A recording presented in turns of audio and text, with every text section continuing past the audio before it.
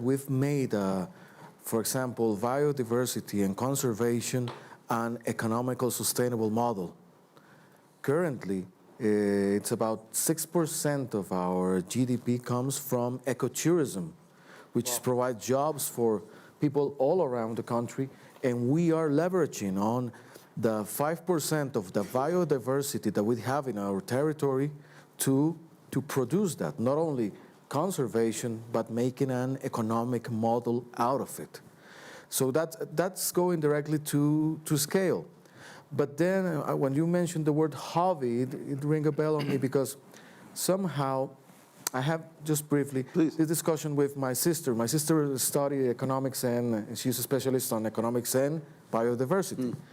And we were talking about an anecdote for the Native Americans in Costa Rica, how they perceive the jaguar. The jaguar. Yeah. Because from the typical Occidental perspective, the large feline like lion is the king of the jungle because he's on top of the food chain. Yeah.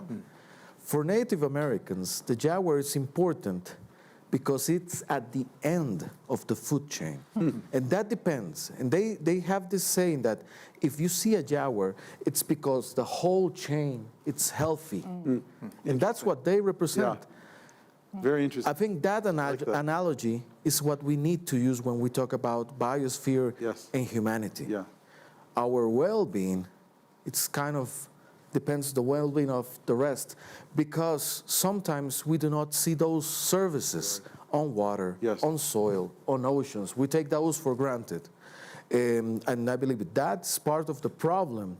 We're not tackling what we're doing to the environment to preserve it. And we need to, as this analogy, the main problem, it's here. Yes.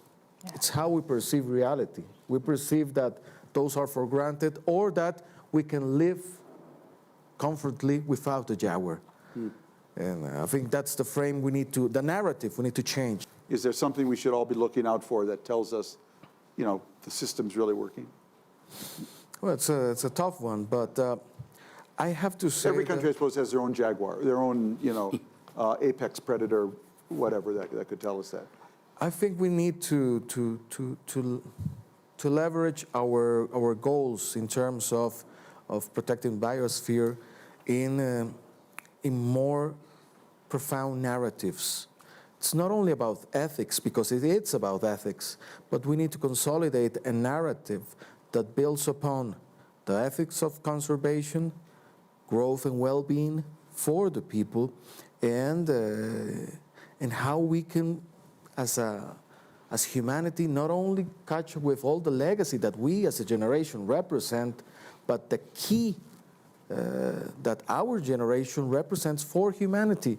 That's why, in the case of climate change, that narrative is so important, because it's really evident. In the context of biodiversity, it's a bit more complex, because the loss of biodiversity is so fast, but many people don't even know what we're losing.